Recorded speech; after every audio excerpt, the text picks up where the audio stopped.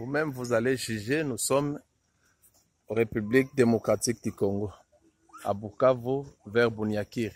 C'est ça. Ça, c'est une école d'aujourd'hui. Le monde d'aujourd'hui ne peut pas être comme ça. Ça va, d'accord. Regardez vous-même.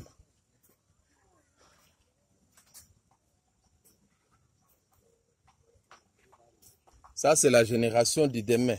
C'est eux qui vont construire notre pays. Mais comment ils sont dans quelles conditions ils sont?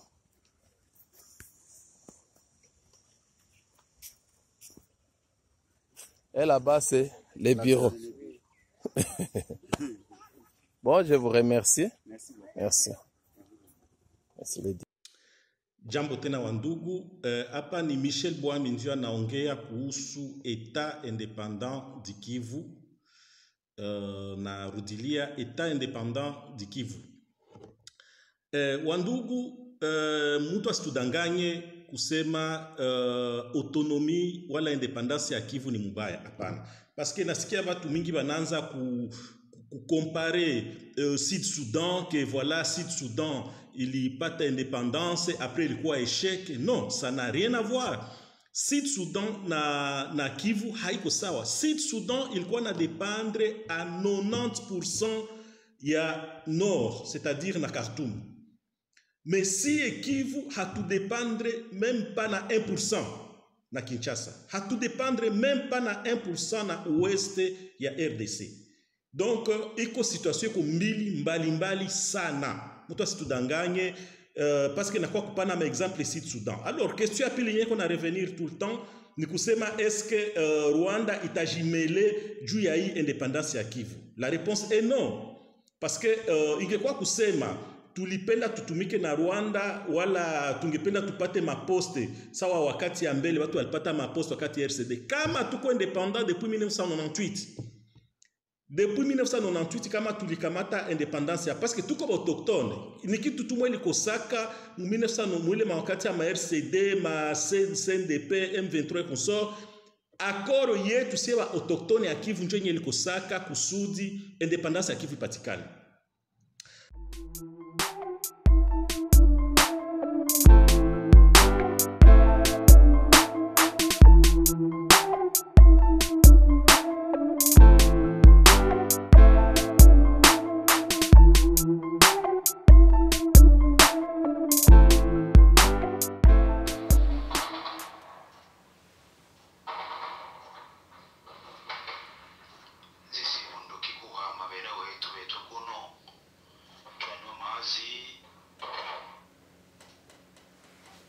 Mesdames, Mesdemoiselles et Messieurs, bonjour et bienvenue sur Contact Pro Live. C'est Germain Kaindo à la présentation.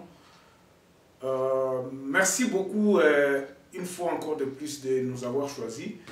À Johannesburg, depuis 3 jours, nous traversons un climat très moche. C'est entre 1, -1, 0. Donc il fait excessivement très froid ici. Vous avez remarqué par mon accoutrement depuis hier, ça fait très froid ici. Donc vraiment, excusez-moi de cet accoutrement parce que je n'en peux plus. Il fait vraiment froid. On parle de quoi aujourd'hui?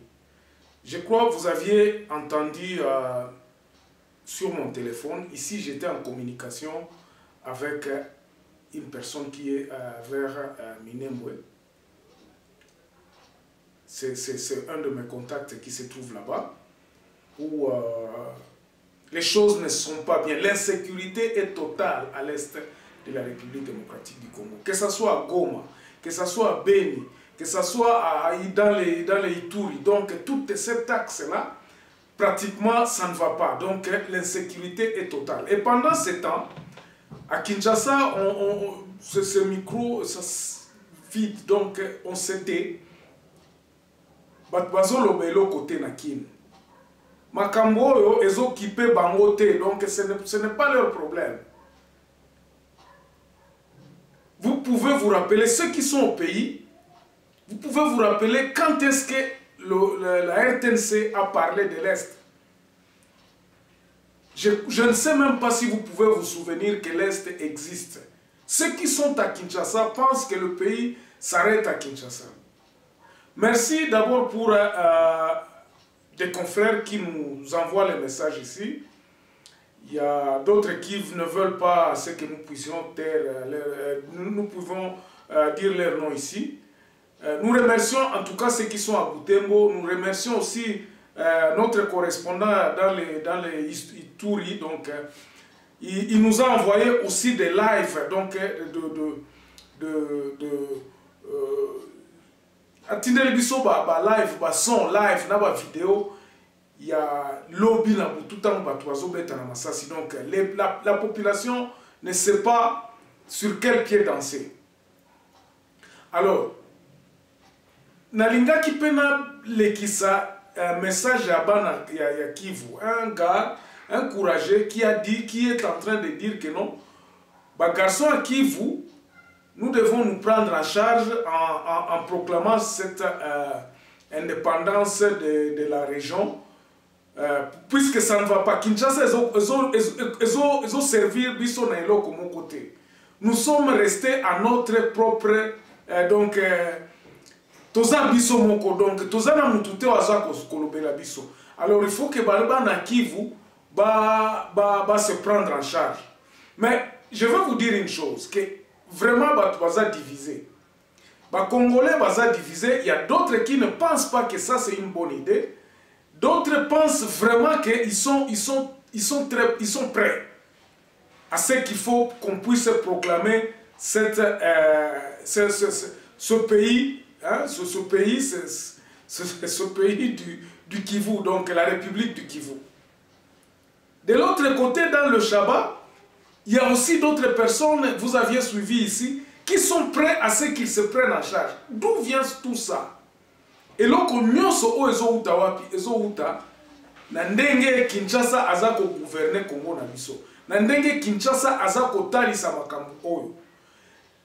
Bozo remarqué depuis un certain temps je ne fais que mettre les territoires de la République démocratique du Congo. Mon analyse est celui-ci. Na ndenge o tozo kende eko simba lisusu te ke unitarisme et simba biso moko. À moins que, sur son d'orgueil moko boe, oh, Tshisekedi azala vraiment au pouvoir et a imposé l'oko moko que tous les plans, tous les plannings, et banda kozala planifiés sur les 145 territoires de la République démocratique du Congo.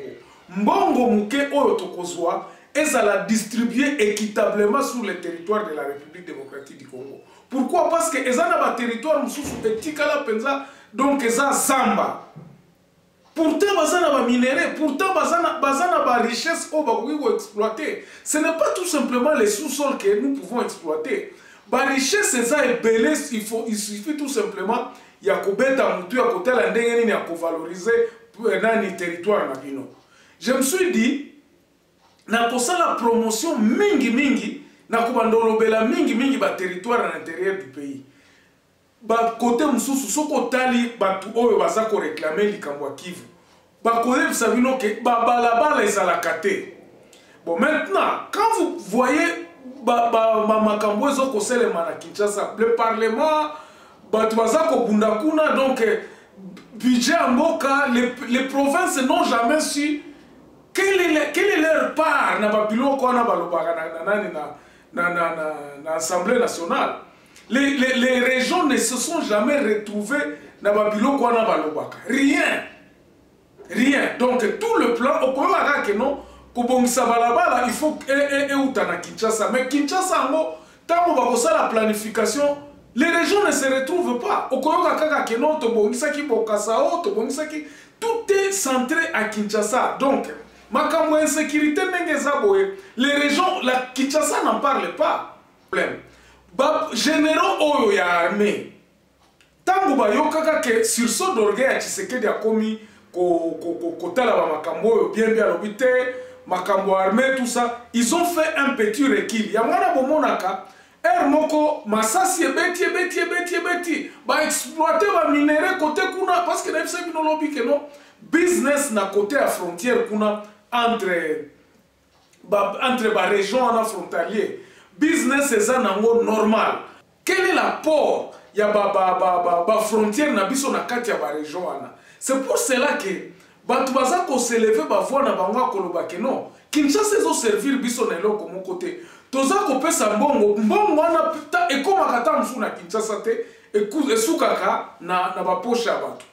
Les régions n'ont pas de pouvoir sur leur terre. C'est ainsi proposition nangai depuis Kalanaza koloba bwena lobby. Il faudrait que Félix Abandako réforme nanu mboka. Vous ne savez même pas comment contrôler le pays. Donc, bon, on est servir na eloko mon côté kokendekaka na ba poche ya bato. Autant mieux, na tango oyo na mandat oyo kosenga mbongo libanda te.